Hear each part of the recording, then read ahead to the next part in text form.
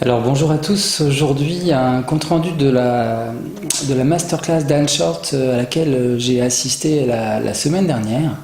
Voilà, parce qu'on m'a demandé un petit retour simplement pour vous dire que ça a été très intéressant dans le sens où Dan Short nous a transmis une autre façon de considérer un peu cet héritage si précieux de Milton Erickson, hein, mais pas comme une modélisation, pas comme un ensemble de techniques à appliquer, bien plus de la thérapie que de l'hypnose d'ailleurs.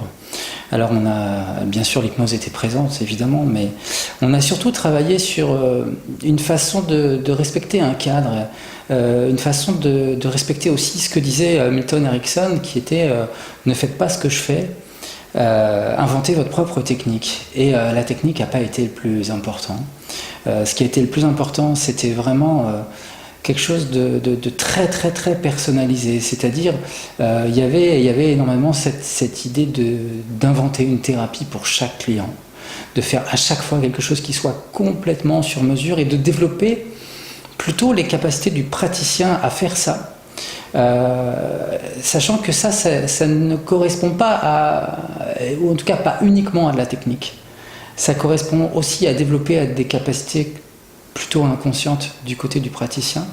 Et les exercices qu'on a fait ensemble ont été plutôt tous les moyens d'arriver à développer ça, d'arriver à travailler ce qui chez nous permet ça. Et ça, c'est plutôt inconscient. Ça, c'est plutôt du côté d'une forme de travail intuitif qui va pouvoir exister si on applique les grands principes d'Erickson, qui vont être vraiment de mettre le lieu de la thérapie du côté du client, de créer effectivement cette façon de considérer les choses, sachant que le seul expert de lui-même, c'est le client, quoi.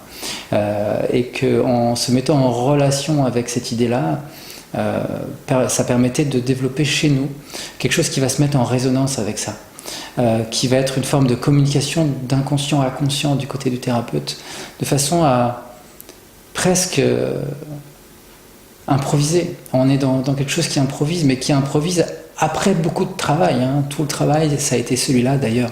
C'était de se mettre dans les conditions où une forme de confiance, ou même une forme presque, je dirais, d'autorisation de nos capacités de thérapeute permettait qu'on se surprenne presque à faire des choses en étant presque spectateur de ça, en se rendant compte que beaucoup de choses pouvaient émerger de nous dès que on prenait un peu le temps, dès qu'on se laissait un peu guider par quelque chose qui est une forme de compétence inconsciente. Alors, j'ai trouvé ça très intéressant parce qu'on est très loin, effectivement, de la transmission habituelle en France de ce que nous a légué Milton Erickson, qui était plutôt une modélisation, plutôt côté PNL, plutôt des techniques. Là, on était dans quelque chose qui permettait d'accueillir beaucoup de techniques, et c'est d'ailleurs une des formes d'évolution qu'envisage Dan Short en disant que voilà, beaucoup de techniques vont pouvoir et déjà s'inscrivent à l'intérieur d'un esprit ericksonien. Et je pense que c'est vraiment ce qu'on a un peu touché du doigt pendant cette formation, plus loin que d'habitude, plus loin que les simples concepts, les mots. On est allé dans une approche, alors je ne vais pas refaire la formation, on n'aura pas le temps là, mais très naturaliste, ça a été un mot qu'il a beaucoup utilisé à la fin. Ça a été vraiment, je pense, de ce côté-là, quelque chose de très très positif, de pouvoir s'exercer un petit peu à ça, de se surprendre un petit peu. Beaucoup de gens ont même pris confiance là-dedans en lâchant des choses.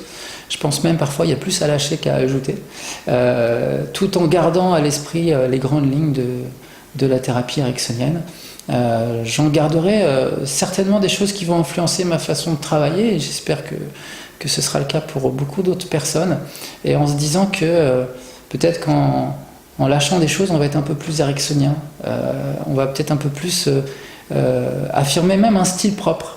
Je pense que c'est pas du tout quelque chose qui s'oppose, et bien au contraire, c'est plutôt quelque chose qui participe à une pratique qui est vraiment ericksonienne, avec toute l'élégance que ça a, avec toute l'efficacité que ça a. On a fait des exercices extrêmement courts qui produisait du changement, qui produisait vraiment une animation de la subjectivité du client en quelques minutes, voire quelques secondes parfois.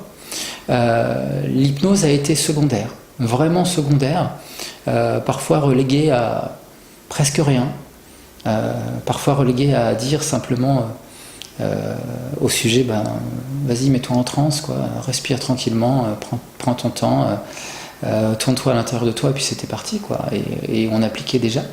Ce qui est intéressant aussi, je pense qu'il y a de ça, c'est-à-dire que Milton Erickson avait les deux pratiques. Il avait une pratique d'hypnose profonde, et puis il avait toute une pratique qui n'était pas de ce niveau-là.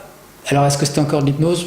Dans ma définition, pas tout à fait, mais en tout cas, c'était quelque chose qui était relativement puissant dans la capacité d'animer quelque chose qui se déroule à l'intérieur de la personne. Alors, on était sur de l'approche ericksonienne. Je pense qu'il y a une hypnose ericksonienne et il y a toute une thérapie ericksonienne à l'intérieur de laquelle s'inscrit cette hypnose ericksonienne.